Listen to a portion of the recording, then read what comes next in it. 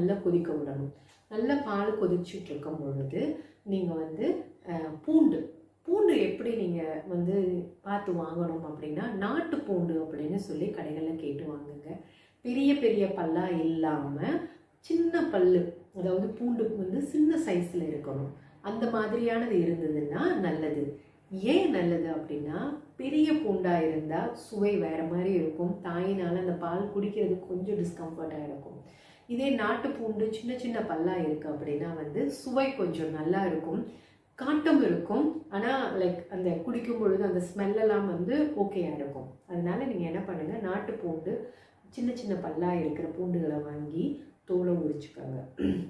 இப்போ ஒரு 280 ml பாலுக்கு வந்து நீங்கள் சின்ன பல்லு பூண்டாக இருக்குது அப்படின்னா வந்து நம்ம என்ன பண்ணணும்னா, ஓரளவுக்கு ஒரு 10 to 15 பல்லு பூண்டு உரிச்சு வச்சுக்கிட்டு நல்ல